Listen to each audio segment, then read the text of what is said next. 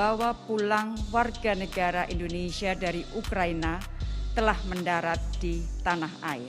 TNI AU kirim 9 personel Kopasgat untuk evakuasi WNI di Ukraina. Pasukan Baret Jangga punya kemampuan unggul.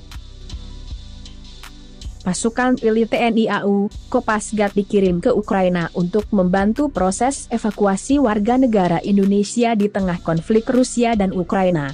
TNI AU menerjunkan 9 personel dari Sat Bravo 90 Kopasgat untuk membantu proses evakuasi di Ukraina pada Kamis, 3 Maret 2022. Dalam proses evakuasi tersebut, ada 1 orang dokter dari Skadron Udara 17 Lanut Halim Perdana Kusuma yang juga ikut serta.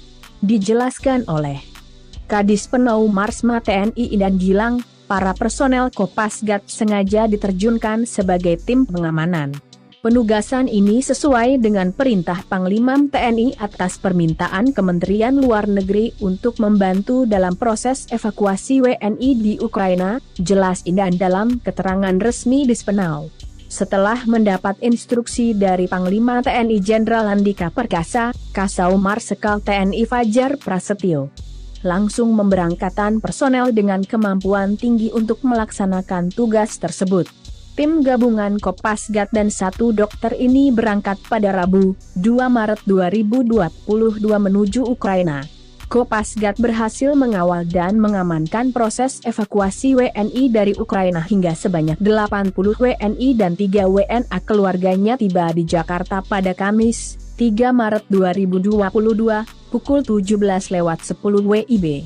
Keberhasilan proses evakuasi ini tentu melegakan karena Rusia masih belum menghentikan serangannya ke Ukraina.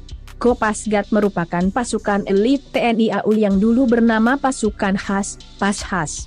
Panglima TNI Andika Perkasa mengganti namanya menjadi Kopasgat, Komando Pasukan Gerak Cepat, dalam SK Panglima TNI yang terbit 21 Januari 2022. Kedepan Kopasgat akan dilibatkan dalam berbagai penugasan selain tugas-tugas khusus, ucap Jenderal Andika Perkasa. Sebagai pasukan elit, Kopasgat memiliki personel dengan kemampuan di atas rata-rata prajurit pada umumnya. Sebab untuk bisa menjadi bagian Kopasgat, prajurit TNI AU harus lolos beberapa tahap seleksi. Pasukan khusus yang terkenal dengan sebutan Baret Jangga ini memiliki kemampuan yang mumpuni dan telah ditempa untuk bisa menyelesaikan misi di 3 matra, yakni darat, laut dan udara. Pashas memiliki keunggulan khas yang tidak dilakukan oleh pasukan khusus TNI yang lain, yaitu operasi pembentukan dan pengoperasian pangkalan udara depan, OP3UD. Keahlian ini bertujuan untuk merebut dan mempertahankan pangkalan lalu menyiapkan pendaratan pesawat dan penerjunan pasukan